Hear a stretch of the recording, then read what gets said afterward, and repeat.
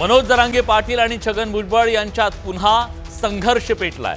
Maratha आरक्षणासाठीचा G.R.. काढल्यानं Chhagan भुजबळांनी आक्रमक पवित्रा घेतलाय, तर भुजबळ सरकारला अडचणीत आणत असल्याचा आरोप जरांगे पाटलांनी केलाय। आमच्यात जर हेराफेरी होऊ शकते, बदल होऊ शकतो, तर यांचं 94चं आरक्षण उडू शकतं आणि त्याच्यात जर हे हेराफेरी करून मान्य न्यायालयात जाऊन विनाकारण मराठ्यांना त्रास देणार असले तर 16% दिलेलं आरक्षण हे बोगस आहे, तरी आम्हाला विरोध। तुम्हाला हक्काचं आरक्षण नसून तुम्ही घेतलं आमचं हक्काचं तुम्ही खाता बोगस।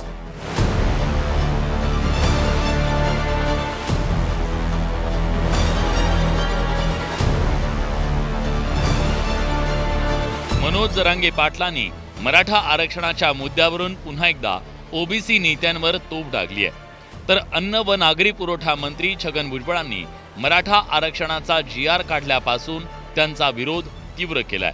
सरकारच्या जी.आर.मुळे ओबीसींच्या आरक्षणावर घाला घातला गेल्याचा आरोप भुजबळांनी केला। मंत्रिमंडळाच्या बैठकीतही भुजबळांनी त्यांची नाराजी दाखवून दिली। इतकंच नाही तर ओबीसी उपसमितीच्या पहिल्याच बैठकीत छगन भुजबळांनी आक्रमक पवित्रा घेतला। कुणबी नोंदींसंबंधी हैदराबाद गॅझेट लागू करण्याचा जी.आर. काढल्यानं भुजबळांसह ओबीसी नेत्यांनी विरोधाचा आवाज बुलंद केला। आता लोकशाही आहे, रस्त्यावर कुणी उतरू शकतो आणि बाकीचे काही उतरू शकत नाही असं काही का रस्त्यावर काही अशी बंदी तर नाही आहे की ओबीसीने उतरू नये। आता उतरलेच आहे ना ठिकठिकाणी, फक्त ते ग्राम पातळीवर जिल्हा पातळीवर चालू आहे। ते सुद्धा एकत्रित येऊन मोठा लढा उभा करू शकतात ना। मोठी संख्या, एकूण जर संख्या आता बघितली जर गाव खूप तुम्हीच लोक छापतात त्यांचे फोटो, ते बघा ना। छगन भुजबळांसह ओबीसी नेते सरकारच्या विरोधात एकवटल्यामुळे मनोज जरांगे पाटलांनीही ओबीसींच्या वाढीव आरक्षणाच्या विरोधात लढाई लढणार असल्याचं स्पष्ट केलंय। जी.आर. मध्ये बदल केला तर जशास तसं उत्तर मिळेल असा इशारा जरांगे पाटलांनी दिला।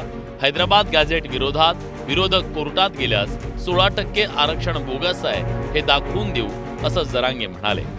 मंडल आयोगाविरोधात कोर्टात जाण्याची तयारी सुरू असल्याची माहिती जरांगे पाटलांनी दिली आहे।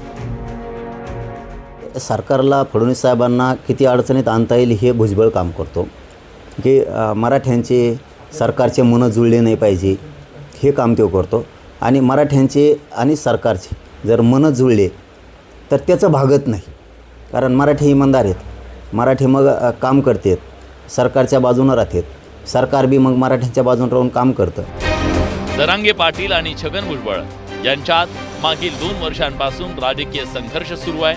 2023 आणि 2024 मध्ये मनोज जरांगे पाटलांनी आंदोलनांच्या माध्यमातून मराठा आरक्षणाचा लढा तीव्र केला, तर दुसरीकडे ओबीसींच्या हक्कासाठीच्या लढ्याचं नेतृत्व छगन भुजबळांनी केलं। त्यावेळी दोन्ही नेत्यांनी एकमेकांचा चांगला समाचार घेतला। आता सरकारच्या जी.आर.मुळे दोन्ही नेते पुन्हा आमने सामने आलेत हे नक्की। संतोष गोरे, न्यूज 18 लोकमत, मुंबई।